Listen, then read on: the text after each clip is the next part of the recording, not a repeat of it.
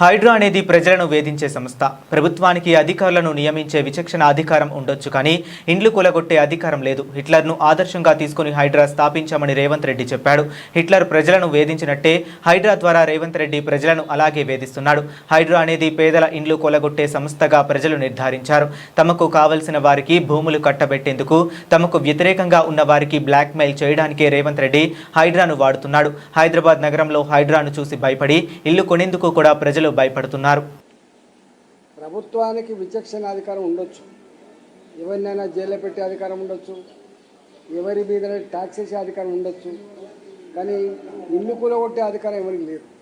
నేను మొదటి నుంచి చెప్తున్నా, హైడ్రా ఎప్పుడైతే పుట్టిందో ఇంకా హైడ్రా పేరు ఎక్కడి నుంచి వచ్చింది, ఎవరి వారసత్వంగా వచ్చిందని ఎవరికి తెలియదు. కానీ రేవంత్ రెడ్డి గారు చెప్పింది, ఈ హైడ్రా అనేది ఆనాటి ప్రపంచంలో ఎవరు నియంత్రణ గురించి మాట్లాడినా హిట్లర్ గురించి మాట్లాడతారు.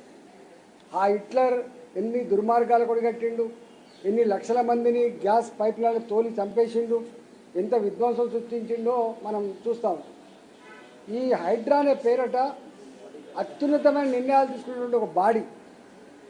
హిట్లర్ రాజ్యంలో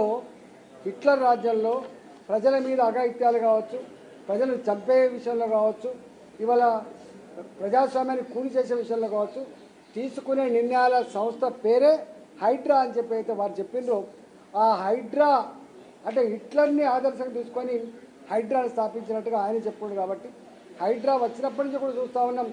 40 ఏళ్ల క్రితం, 50 ఏళ్ల క్రితం ఏ హైదరాబాద్ నగరంలో వాగుల పక్కపంటి కావచ్చు, ప్రభుత్వ స్థలాలలో కావచ్చు, అలాంటి వాటిల్లో హైడ్రా వచ్చి ఇది చెరువు బఫర్ల క్రితం తెలంగాణ నుంచి వెళ్ళి పొట్ట చేత పట్టుకొని కుటుంబాన్ని పోషించుకోవడానికి వచ్చి ఒక గుడిసె వేసుకొని ఒక తరం కష్టపడితే కళ్ళాలు చూసిన చెప్పాలంటే ఇలా ఆ కన్నీటి వేద ఒడవదు.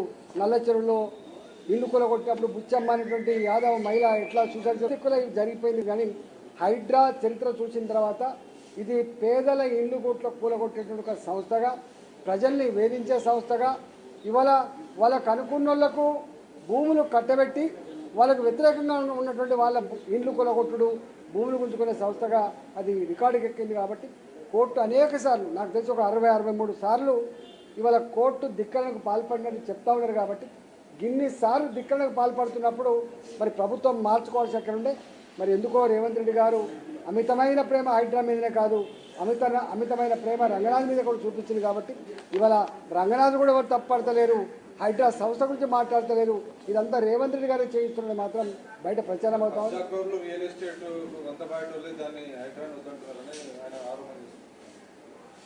ఇది దాని మీద పోలింగ్ పెడితే మీలాంటి టీవీలల్లా ఈ హైడ్రా చేస్తున్న పని గొప్పగా ఉందా చెడ్డగా ఉందా అని చెప్పి మీరు పోలింగ్ పెడితే దాన్ని బట్టి తెలుస్తాయి కదా.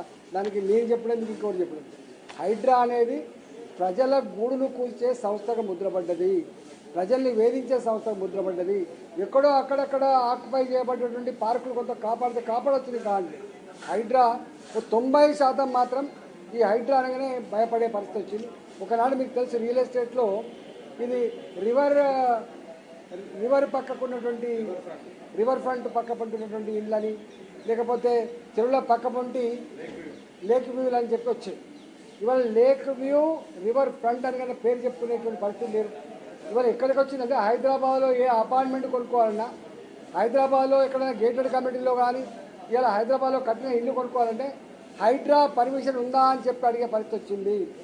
హైడ్రా అన్ని సంస్థల కంటే ఒక సుప్రీం సంస్థగా, అది రెవెన్యూ డిపార్ట్మెంటు, అది మున్సిపల్ అడ్మినిస్ట్రేషన్ డిపార్ట్మెంటు, అది హోమ్ డిపార్ట్మెంటు, ఏ డిపార్ట్మెంట్ కూడా వాటిని నియంత్రించే పరిస్థితి లేదు. చివరికి కోర్టులు కూడా దాన్ని నియంత్రించలేకపోయినాయి. వాళ్ళకి యాసకు వచ్చి మొన్న వాళ్ళు ప్రకటించారు. కాబట్టి నాకు తెలిసి ఒక స్టేజ్లో రేవంత్ రెడ్డి గారికి కూడా ఈ హైడ్రా సంస్థ ఇంటదో అనే పరిస్థితి వచ్చింది.